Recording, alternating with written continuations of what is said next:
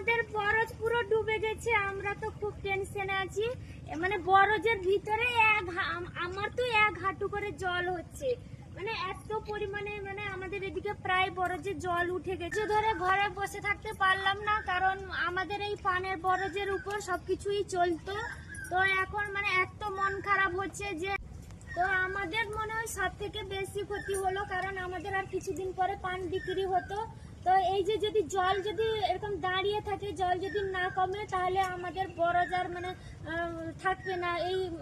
এইগুলো পানের যে চারাগুলো বেশি জল মানে সহ্যই করতে পারে না। তো মানে ঘরে আর বসে থাকতে পারলাম না, এত কষ্ট হচ্ছে। তোমাদের দাদা ভাই তো খুব টেনশন করছে, তাই জন্য। তো কি অবস্থা হয়েছে দেখো পানের বরজে, মানে 1 হাঁটু করে জল। আর কি বলবো বন্ধুরা, তোমাদের সঙ্গে শেয়ার করার জন্য একটু চলে এলাম। অনেক মানে আসতেও খুব প্রবলেম হয়েছে। 1 হাঁটু মানে আমার তো সব থেকে বেশি।